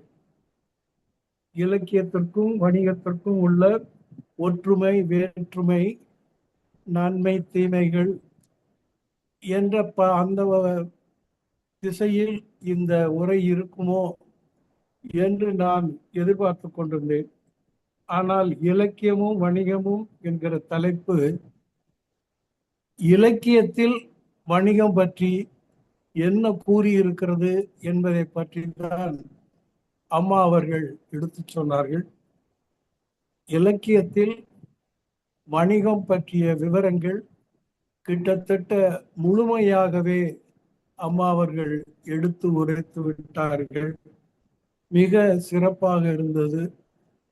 இந்த தமிழர் பழங்காலத்தில் வெளிநாட்டினரோடு வணிக தொடர்பில் இருந்ததையும், என்னென்ன பொருட்கள் அவர்கள் விற்பனை செய்தார்கள், என்னென்ன பொருட்களை மாற்றாக அவர்கள் பெற்றுக்கொண்டார்கள் என்பனவற்றையெல்லாம் அருமையாக சிறப்பாக அம்மா அவர்கள் நமக்கு எடுத்து சொல்லிவிட்டார்கள்.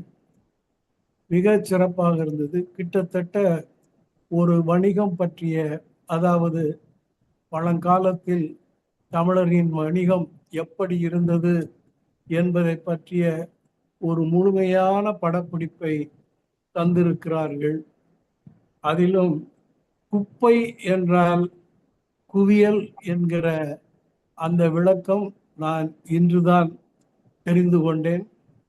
மிகச் சிறப்பாக உரையாற்றிய பேராசிரியர் முனைவர் அம்மா பூங்கோதை அவர்களுக்கு எனது மனமார்ந்த வாழ்த்துதலையும் பாராட்டுதலையும் தெரிவித்துக் கொள்கிறேன். வாய்ப்புக்கு நன்றி. வணக்கம். நன்றி ஐயா. அடுத்ததாக வாழ்த்துறை வழங்க திருக்குறள் காமராஜர் ஐயா அவர்களை அன்புடன் அழைக்கின்றோம். புறம் தயாரில் இருக்குமாறு டில்லி பிரம்மநாயகம் ஐயா அவர்களை அன்புடன் கேட்டுக்கொள்கின்றோம். பாருங்கள்.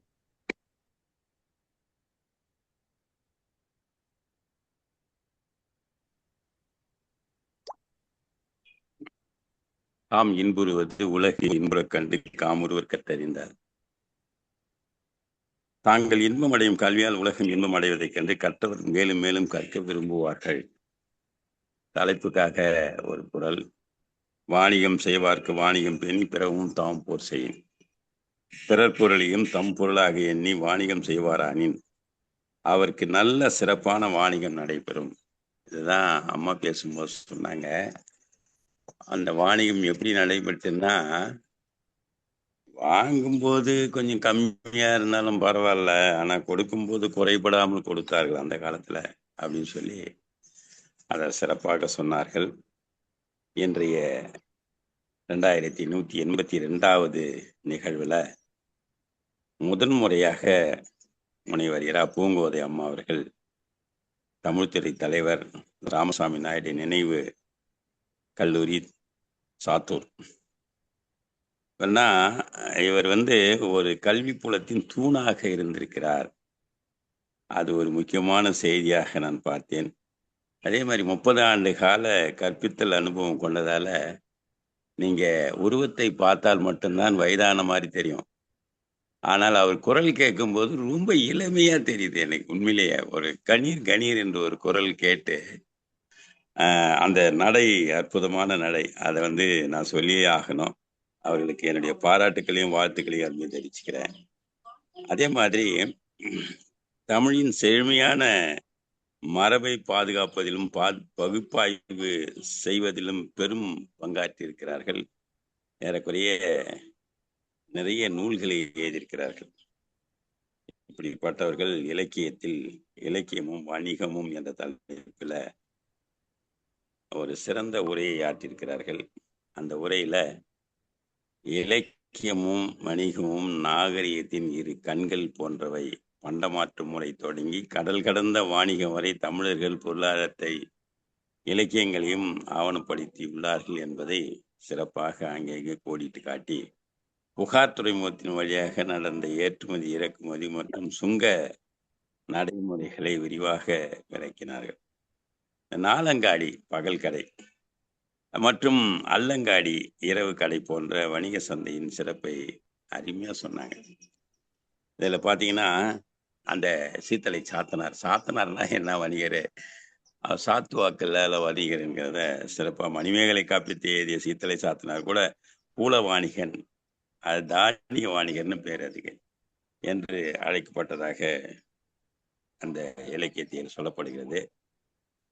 பண்டமாற்று முறை சங்க காலத்தில் நெல்லுக்கு உப்பு மாற்றப்பட்டது போன்ற தகவல்களை எல்லாம் சிறப்பாக சொன்னார்கள். அதே மாதிரி இலக்கியங்கள் வெறும் அழகியல் மட்டுமல்ல, அறவழியில் பொருளீட்டும் முறைகளையும் கற்பிக்கின்றன. வள்ளுவர் கூட அதான் சொல்றாரு, அறம் ஈனும் இன்பமும் ஈனும் திறன் அறிந்து தீதின்றி மண்டப்பொருள். இன்பம் வேணும் அறம் வேணும் என்று சொன்னால் தீதின்றி வந்த பொருளால் மட்டும்தான் அது கிடைக்கும், இல்லைன்னா கிடைக்கவே கிடைக்காது. இப்படி இலக்கியத்தின் வணிகத்தின் குறித்து பல தகவல்களை நமக்கு அளித்த பூங்கோதை அம்மா அவர்கள் நம்முடைய எழுத்தாளர் ராஜேஸ்வரி அம்மா அறிமுகப்படுத்திய நல் முத்து. அதனால அம்மா அவர்கள் தொடர்ந்து எங்கள் குழுவுக்கு வாருங்கள். மாலை இதே நேரத்தில் நடக்கும். இதனுடைய எண்ணிக்கையை பார்த்தாவே உங்களுக்கு தெரியும், ஒரு நாள் கூட விடுமுறை இல்லாமல் தொடர்ந்து நடைபெற்று கொண்டிருக்கிற ஒரு அருமையான ஒரு களம். இந்த களத்திலே தொடர்ந்து நீங்கள் வந்து உரையாற்ற வேண்டும் என்பதை ஒரு அன்பான வேண்டுகோளை வைத்து நல்லதொரு வாய்ப்புக்கு நன்றி பாராட்டி நிறைவு செய்கிறேன். நன்றி, வணக்கம். நன்றி ஐயா. கண்டிப்பா தொடர்ந்து உரையாற்ற வருகிறேன். நன்றி. நன்றிங்க ஐயா. அடுத்ததாக வாழ்த்துறை வழங்க தில்லி பிரம்மநாயகம் ஐயா அவர்களே அன்பு நடக்கின்றோம். சிறந்த தயாரில் இருக்குமாறு அவ்வையம்மாவர்களே அன்பு கேட்டுக்கொள்கின்றோம். அழைத்ததற்கு நன்றி. குரலமுது எங்கள் வாழ்வும் எங்கள் வளமும் மங்காத தமிழ் என்று செங்கியமுடன் இன்றைய சிறப்பு அழைப்பாளர் ஒரு சிறப்பான ஒரு தலைப்பை எடுத்துக்கொண்டு இன்று உரையாற்றிய விதம் மிகவும் அருமையாக இருந்தது. இலக்கியம் இப்பொழுது வணிகத்தோடே இருந்தது. நாம் முதலில் இந்த மாயையை உடைக்க வேண்டும். இலக்கியம் என்பது மிகவும் தூய்மையானது, வணிகம் என்பது அதற்கு எதிர்மறையானது என்ற கருத்து பழமையானது, ஆனால் மிகவும் தவறானதும் கூட. சங்க காலத்தில் புலவர்கள் அரசர்களிடமிருந்து பரிசு பெற்றனர். திருவள்ளுவர் குறளை எழுதும் பொழுது அது சமூகத்திற்கான செய்தி. ஆனால் பண்டைய பொது அறிவு பரிமாற்றம் என்ற ஒரு வகை வணிகமே பக்தி இலக்கியம் கோவில்களில் பாடப்பட்டது. அதுவும் ஒரு கொடுக்கல் வாங்கல் போன்றுதான். இலக்கியம் இப்பொழுதும் வாழ்க்கையின் ஒரு பகுதியாகவும் வாழ்க்கையில் வணிகம் உண்டு. எனவே இலக்கியத்தில் வணிகம் இருப்பது இயல்பானதே. மிகவும் சிறப்பான இன்றைய நிகழ்வை தந்த ஒளிவை தந்த சிறப்பு அழைப்பாளர் முனைவர் பூங்கோதை அவர்களுக்கு கலந்துரையாடுவோம் பேரவையின் சார்பாக வாழ்த்துக்களையும் பாராட்டுகளையும் தெரிவித்து இடம் சாருகிறோம். நன்றி, வணக்கம். நன்றி ஐயா. நன்றி ஐயா. அடுத்ததாக வாழ்த்துறை வழங்க அவ்வையம்மாவர்களே அன்பு நினைக்கின்றோம். சிறந்த தயாரிலே இருக்குமாறு எம்மாள் அம்மாவர்களே அன்பு கேட்டுக்கொள்கின்றோம். பாருங்கள். பேராசிரியர் முனைவர் பூங்கோதை அவர்கள் இன்றைக்கு இலக்கியத்துல வணிகத்துடைய சிறப்புகளை எல்லாம் எவ்வாறு கூறியிருக்கிறார்கள் என்பதை மிக அருமையாக நமக்கு விளக்கினார்கள். உள்நாட்டு வணிகம், வெளிநாட்டு வணிகம் என்றும் அது எப்படி நடந்தது, என்னென்ன பொருட்களை எல்லாம் வணிகம் செய்தார்கள் என்ற செய்திகளையும், பல்வேறு இலக்கியங்களில் அது எப்படி இடம்பெற்றிருக்கிறது என்பதையும் ஒரு பரந்த அளவிலே அருமையாக விளக்கினார்கள். இந்த புறப்பொருள்ல இந்த வணிகமும் மிக முதன்மையானது அப்படிங்கிறதையும் சொல்லலாம். பல்வேறு நாடுகளை நெடுந்தூரம் சென்று அந்த வணிகத்தில் ஈடுபட்டதோடு அந்த பண்பாட்டையும் சேர்த்து வளர்த்திருக்கிறார்கள் என்ற செய்தியும் அவர்கள் சிறப்பாக சொன்னார்கள். மிக்க நன்றி அம்மா. எங்கள் இந்த பேரவைக்கு உங்களை அன்போடு வரவேற்கிறோம். நன்றி அம்மா. நன்றி. நன்றி அம்மா.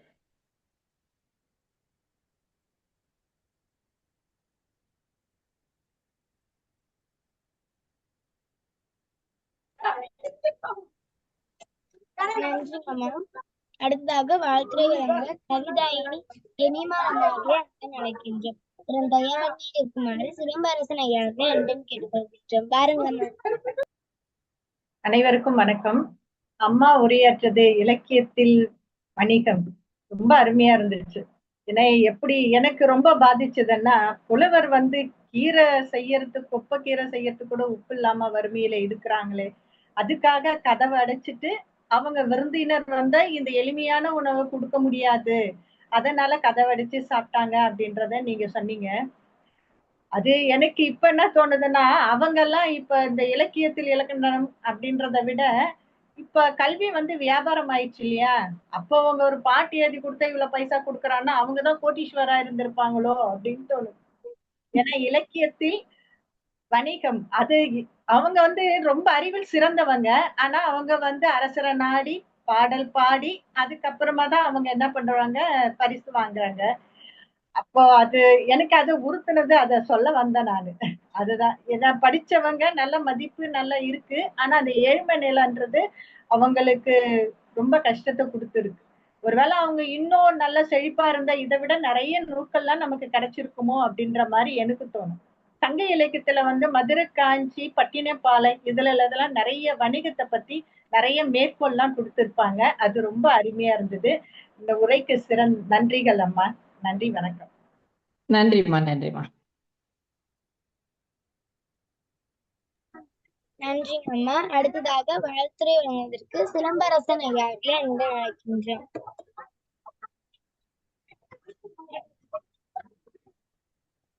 சிலம்பரசன் ஐயா. சிலம்பரசன் ஐயா. சிலம்பரசன் ஐயா. அடுத்ததாக வாழ்த்துறை வணக்கம். இல்ல எனக்கு பாருங்க. வணக்கம். அது ஒரு ஓகே. அனைவருக்கும் வணக்கம். ஒரு சின்ன பதட்டம் ஆயிடுச்சு சிலம்பரசன் அந்த இது. ஓகே, ரொம்ப அருமையான ஒரு கலந்துரையாடல் நிகழ்வு. முதல் முறையாக நான் நான் பங்கேற்கிறேன். குறிப்பாக மாணவர்கள் வழிநடத்து அப்படிங்கிறது என்னை அதிகமாக ஈர்த்த ஒன்றாக இருக்கிறது. இன்றைக்கு இது போன்ற இளைய தலைமுறையை வழிநடத்தா இன்னைக்கு ஆட்கள் இல்லாத ஒரு சூழலா இருக்கும் பொழுது, முதலாவதாக இந்த கலந்துரையாடல் அமைப்பிற்கும் இந்த நிர்வாகிகள் அனைவருக்கும் என்னுடைய நெஞ்சார்ந்த வாழ்த்துக்களை தெரிவித்துக் கொள்கிறேன். ஒரு வழிநடத்துகிறார். அதனை தொடர்ந்து அம்மா எங்களுடைய நெறியாளர், ஆய்வு நெறியாளர். நான் அம்மாவினுடைய மாணவன். அம்மாவிடம் நான் பகுதி நேரமாக முனைவர் பட்ட ஆய்வை செய்து கொண்டிருக்கிறேன். அம்மாவினுடைய உரை இத்தகைய சிறப்பு மிகுந்ததாக ஒரு ஆற்றோடுக்கான அந்த பேச்சு, அதே போல அவர்களுடைய கருத்து செறிவு, இவையெல்லாம் இன்றைக்கு நான் அதிகமாக கவனிப்பதற்கு ஒரு நேரமாக அமைந்தது. குறிப்பாக இலக்கியம் வணிகமும் எவ்வாறு ஒன்றோடு ஒன்று தொடர்புடையது அப்படிங்கிறத அதிக எடுத்துக்காட்டுகளோடு, குறிப்பா இன்றைக்கு ஆதாரங்களோடு சொன்னாங்க. அதெல்லாம் எனக்கு ரொம்ப பயனுள்ளதாக இருந்தது. குறிப்பா அம்பாசமுத்திரம், அதே போல இந்த காரைக்கால் பகுதிகளில் அதற்கான ஓவியங்கள் எல்லாம் இருந்தது அப்படின்னு சொன்னது ஒரு புதிய தகவலாக எனக்கு கிடைத்த ஒரு நல்ல ஒரு விஷயமாக இருக்கிறது. கொடுப்பதற்கு ஒருவேளை அதிகமாக கொடுத்தாலும் பெற்றுக்கொள்வதை குறைவாக பெற்றார்கள் அப்படிங்கிற விஷயமும் சிறந்த ஒன்றாக. வணிகத்துல அந்த காலத்திலையும் பாதுகாப்பதற்கு காவலர்கள் எல்லாம் அழைத்து சென்றார்கள் அப்படிங்கிற விஷயங்கள்லாம் எனக்கு ஒரு ஆச்சரியமான ஒரு விஷயமாக இருந்தது. இறக்குமதி செய்வதில் உயிருள்ள பொருளாக இந்த குதிரைகளை இறக்குமதி செய்த ஒரு விஷயம் அப்படிங்கிறது, அதை தாண்டி வேற இறக்குமதி செய்தார்களா அப்படிங்கிற ஒரு சிந்தனை, உயிருள்ள பொருட்கள் வேற எதுவும் அப்படிங்கிற ஒரு சிந்தனை தூண்டுதல் இந்த கலந்துரையாடல் நிகழ்வுல ஏற்பட்டிருக்கு. ஆக ஒட்டுமொத்தமாக வணிகம் இலக்கியம் பிரிக்க முடியாத ஒன்றாக தமிழ் இலக்கியத்தோடு இருக்கிறத மதிப்பிற்குரிய முனைவர் பேராசிரியர் எங்களுடைய ஆய்வு நெறியாளர் மிக சிறப்பாக எடுத்து கூறியிருக்கிறார். அமைப்பினருக்கும் அம்மாவிற்கும் என்னுடைய நெஞ்சார்ந்த நன்றிகளையும் வாழ்த்துக்களையும் தெரிவித்துக்கிறேன். நன்றி அம்மா, மிகவும் பயனுள்ளதாக இருந்தது. நன்றி நன்றி. பூங்கோதை அம்மாவிடம் உங்களுடைய எண்ணெய் வாங்கிக் கொள்கிறேன். நீங்களும் ஒரு நாளைக்கு சிறப்பு வாங்க ஐயா. நிச்சயமாக ஐயா. நன்றி. நன்றி ஐயா. அடுத்ததாக வாழ்த்துரை வழங்குவதற்கு முருகலட்சுமி அம்மா அவர்களே அன்புடன் அழைக்கின்றோம். யாருங்களம்மா? முருகலட்சுமி அம்மா. அனைவருக்கும் பெரிய மாலை வணக்கம். நான் இன்னைக்கு ஒரு பெரிய பாக்கியத்தை இன்னைக்கு கொஞ்சம் இழந்துட்டேன்னு தான் சொல்லணும். ஏன்னா நான் சேர்ந்த நேரமே 6 மணி. அம்மா உரையாற்றி முடித்ததுக்கு அப்புறம் தான் நான் அதுல கலந்துக்கிட்டேன். ஆனா அவங்களுடைய ஒரு உச்சரிப்பையும் மிக அருகில இருந்து ரசிச்சு கவனிச்சு வளர்ந்தவர்கள நானும் ஒருத்தி. ஏன்னா அம்மாவோட மாணவினா 2022ஆம் ஆண்டு அவங்க கிட்ட நான் BA ஆங்கிலம் படிக்கும் பொழுது ஒரு நல்ல ஒரு ஆசிரியரிடம் படித்த ஒரு திருப்தியில் வளர்ந்தோம். என்னுடைய தமிழ் நான் நல்லா பேசுவேன் அப்படின்ற ஒரு பெயருக்கு பின்னாடி முதல் காரணமா இருக்கிறது முனைவர் பூங்கோதை அம்மா, என்னுடைய தமிழ் அம்மா. அந்த பெருமையோட தான் நாங்க இன்னைக்கு எல்லாரும் முன்னாடியுமே நடமாடிட்டு இருக்கிறோம். அவங்களுடைய இன்றைய உரையை நான் தவற விட்டுட்டேனே ஒழிய அவங்களுடைய வகுப்பா இருக்கட்டும், சாதாரணமான ஒரு கலந்துரையாடலின் போதுமே அவர்களுடைய அந்த தனித்துவமான பேச்சு, தேர்ந்தெடுக்கப்பட்ட சொற்கள், அவசியமான எடுத்துக்காட்டுகள், இந்த மாதிரி எத்தனையோ விஷயங்கள் சொல்லிக்கிட்டே போகலாம். அம்மா நான் வணங்குகிறேன்மா. நன்றி. நன்றிங்க அம்மா. அடுத்ததாக வாழ்த்துரை வலைவழியில அனுப்புறேன், அவங்களுடைய பேச்சை வலைவழியில அனுப்புறேன். நன்றிங்க ஐயா. நன்றிங்க ஐயா. என்கிட்ட இருக்கு. ஏன் இந்த மாதிரி பேராசிரியர்கள்லாம் நீங்க அறிமுகப்படுத்தல, எழுத்தாளர் ராஜேஸ்வரி அறிமுகப்படுத்தினாங்க, அவங்களுக்கு நன்றி தான் சொல்லணும். நீங்க இந்த அரங்கத்துக்கு பழமையான ஆளை அறிமுகப்படுத்தலாம். இல்ல அம்மா, நான் தானே ஐயா உங்களுக்கு அனுப்புனேன். அப்படியா? சரி சரி சரி. நான் தான் அனுப்புனேன் உங்களுக்கு. நன்றிங்க அம்மா. அடுத்ததாக வாழ்த்துரை வழங்க திருமதி அன்னபூர்ணி அம்மா அவர்களே அன்புடன் அழைக்கின்றோம். பாருங்களேன். அழைத்ததற்கு நன்றி சுவாதி. நன்றிங்க அம்மா. இன்று நம்முடைய சிறப்பு அழைப்பாளர் முனைவர் பூங்கோதை அவர்களுக்கு முதற்கண் என்னுடைய வணக்கம். சான்றோர் பெருமக்களுக்கும் குழந்தைகளுக்கும் என்னுடைய வணக்கங்கள். அதாவது இன்றைய தலைப்பு என்னன்னா, இலக்கியமும் வாணிகமும் வணிகமும் எப்படியான சொல்லலாம். அதாவது இலக்கியங்கிறது செய்திகளை எப்படியெல்லாம் சொன்னாங்க, எப்படி இருந்தது அந்த செய்திகள்லாம் அப்படிங்கிறத அழகாக உரைய ஆரம்பித்தாங்க. அதாவது முன்னோர்களின் பண்பாட்டு கலாச்சாரத்தை அழகாக எடுத்து ஆரம்பித்தாங்க உரையை. அதில் 4 விதமாக அந்த இது சொன்னாங்க. அதாவது அரசர், அந்தணர், வணிகர், வேளாளர், அந்த 4 வகை இதுவாக ஒவ்வொருத்தருக்கும் என்னென்ன பணி என்னென்ன செய்கிறாங்கங்கிறது அந்த காலத்தில் சொன்னாங்க. வேளாளர்கள் இந்த வணிகரில் உற்பத்தி செய்வாங்க. எப்போதுமே எல்லாருக்கும் அந்த நேரத்தில் உணவு கிடைக்கும் அப்படிங்கிற ஒரு நிச்சயம் இருந்தது. ஆனால் அக்காலத்தில் விருந்தோம்பல் ரொம்ப அருமையாக இருந்தது. அப்புறம் சில புலவர்கள் ரொம்ப ஏழ்மை நிலையில் இருந்தாங்கன்னு சொன்னாங்க. அதாவது ரொம்ப வறுமையினால என்ன பண்ணுவாங்களா, வீட்டுக்கு பின்னால் இருக்கிற அந்த குப்பைக்கு இது பண்ணி உப்பு இல்லாமல் அதை கடைஞ்சி சாப்பிடுவாங்களாம். கதவை சாத்திலே சாப்பிடுவாங்க. ஏன்னா விருந்தாளிகள் வந்துட்டாங்கன்னா நம்மக்கிட்ட ஒன்றும் இல்லையே, எப்படி நம்ம விருந்தோம்பது அப்படிங்கிற மாதிரி அவங்களுடைய எண்ணம். அந்த மாதிரியெல்லாம் கஷ்டப்பட்டிருக்காங்க புலவர்கள். அதனால் அவங்க அக்காலத்தில் பண்டமாற்று முறையை அறத்தை கடைப்பிடித்தாங்க அப்படிங்கிறத அழுத்தம் திருத்தமாக சொன்னாங்க. அப்புறம் மாட்டு வண்டியில் உப்பை கொண்டு போவாங்களாம், கூட்டமாக போவாங்களாம். சில சமயம் வாணிகை செய்யறதுக்கு காவலர்களையும் அழைத்து சென்னாங்கன்னு சொன்னாங்க.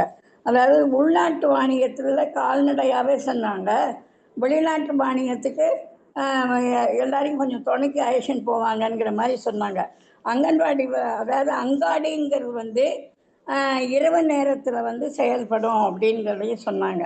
அப்புறம் யவனர்கள் அவங்கெல்லாம் தண்ணீருக்கு பதிலாக சில பொருட்களை வாங்கிட்டு போனாங்க அவங்க அப்படின்னாங்க. வணிகத்தில் பெண்களும் நிறைய பேர் ஈடுபட்டிருந்தாங்க.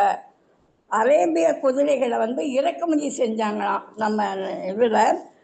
அதே மாதிரி லவங்கம், முத்துக்கள், பர்வதம் இதெல்லாம் வந்து ஏற்றுமதி, தங்கம் போன்ற பல இதெல்லாம் வந்து இறக்குமதி செஞ்சாங்க. நம் தமிழ் மொழி சார்ந்தவங்கள்லாம் வேற்றுமொழி நாட்டில் போய் அந்த மொழியை கற்றுட்டு அழகாக பேசப்பட்டார்கள். அரேபியர்கள் வந்து எல்லா துறையிலுமே சிறந்து விளங்கினாங்கங்கிறது அழுத்தம் திருத்தமாக சொன்னாங்க. அரேபியர் வந்து எப்படியெல்லாம் நம்மளை வந்து வாணிகத்தில் சிறந்து இருந்தாங்கங்கிறது நல்லா தெரியுது. இதில் வந்து அம்பாசமுத்திரம் கோவிலில் வந்து அந்த மணிகன் பற்றி அந்த ஓவியம் வந்து ரொம்ப அருமையாக இருக்குதுன்னு சொன்னாங்க. அப்புறம் அதாவது திருநெல்வேலி பக்கம் அது உள்நாட்டு வணிகம், வெளிநாட்டு வணிகம் ஆகிய வந்து அந்த நேரத்தில் ரொம்ப நல்ல முறையில் நடைபெற்றது என்று அழகாக உரையாற்றி நம்ம ரொம்ப மகிழ்வித்தார். அம்மா அவர்களுக்கு என்னுடைய வாழ்த்துக்கள், வணக்கத்தையும் வாழ்த்தையும் நன்றியும் கூறிக்கொள்கிறேன். அம்மா நன்றியம்மா. இத்துடன் 2ஆம் பகுதி நிறைவு பெறுகிறது. 3ஆம் பகுதி எடுத்து சொல்ல முத்து குணபதி அவர்களை அன்போடு அழைக்கிறோம்.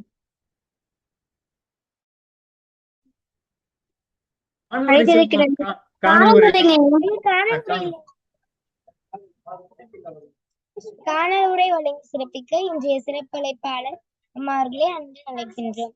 காணல் உரையில் தாங்கள் இந்த கலந்துரையாடுவோம் பேரவையில் கலந்து கொண்டு உரையாற்றிய அனுபவத்தையும் ஏதேனும் கருத்துக்கள் விடுபற்றி இருந்த அந்த கருத்துக்களையும், மேலும் இந்த பேரவை சிறப்பாக நடைபெறுவதற்கு கருத்துக்கள் இருந்தால் அந்த கருத்துக்களையும் பகிருமாறு இன்றைய சிறப்பழைப்பாளர் அம்மா அவர்களே அன்பு அழைக்கின்றோம். பாருங்க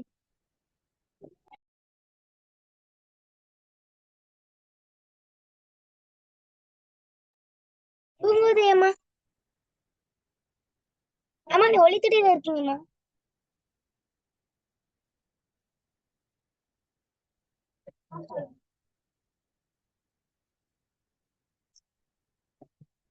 அம்மா நீங்க ஒளித்தடியில இருக்கீங்களா?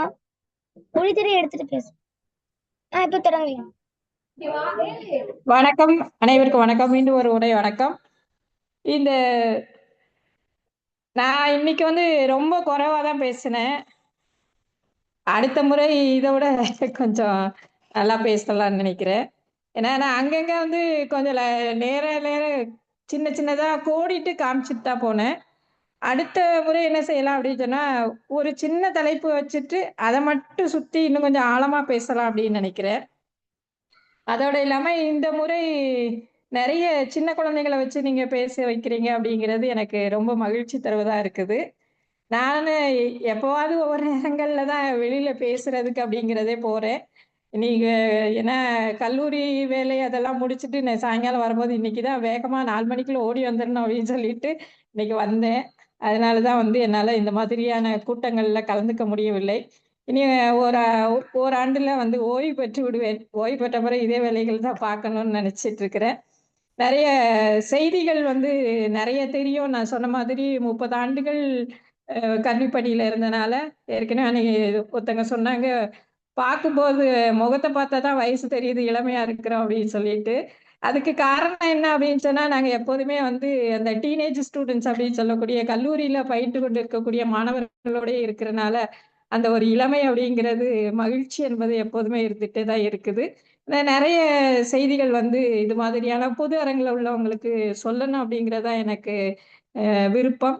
அதனால தொடர்ந்து வேறு விதமான தலைப்புகள் நீங்களே தலைப்பு கொடுத்தா கூட நான் பேசுறேன். என்ன தலைப்பு வேணாலும் சரி, இல்லை இந்த அரங்கில் வந்து பேசப்படாத தலைப்பா இருந்துச்சு அப்படின்னு சொன்னா கூட நீங்க சொல்லுங்க, நான் எது வேணாலும் பேசுறதுக்கு தயாரா இருக்கிறேன்.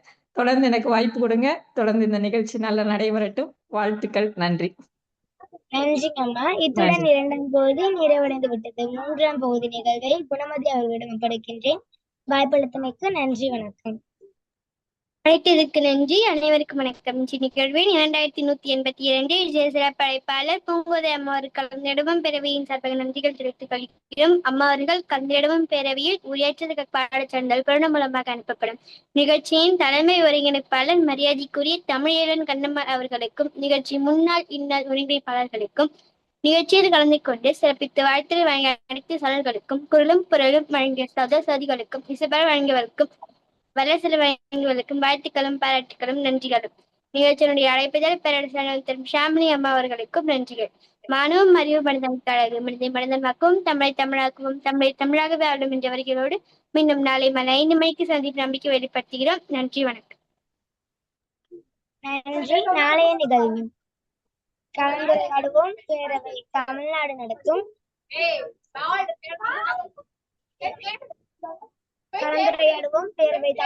நடத்தும் இலக்கிய களம் நிகழ்வு எண் 2183 நாள் 17/26 அறிவனக்கிழமை. அன்றைய சிறப்பழைப்பாளர் NS பிரேமா அம்மா அவர்கள் நாளை உரையாற்றுவார். அம்மா அவர்கள் நாளை உரையாற்றி எடுத்துக் கொடுத்த தலைப்பு கவியரசு கண்ணதாசன் இசை பாடல்களில் இலக்கியம். மீண்டும் மானமும் அறிவும் மனிதனுக்கு அழகு. மனிதனை மனிதனாக்குவோம் தமிழை தமிழாக்குவோம் தமிழை தமிழாகவே ஆழ்வோம். அனைவருக்கும் நன்றி, வணக்கம். நன்றி. சிறப்பு அழைப்பாளருக்கு மீண்டும் ஒரு முறை வாழ்த்துக்களும் பாராட்டுகளும் நன்றிகளும். முதல் பகுதியை ஒருங்கிணைத்த இசான் சனனி அவர்களுக்கும், 2ஆம் பகுதியை ஒருங்கிணைத்த குரல் அமுது அவர்களுக்கும், 3ஆம் பகுதியை ஒருங்கிணைத்த முத்துக்குணமதிக்கும் வாழ்த்துக்களும் பாராட்டுகளும் நன்றிகளும். மீண்டும் நாளை மாலை 5 மணிக்கு சந்திப்போம் என்ற நம்பிக்கை வெளிப்படுத்தி அனைவரும் ஒப்புதலோடு இணையத்தை நிறைவு செய்கிறோம். நன்றி, வணக்கம். நன்றி.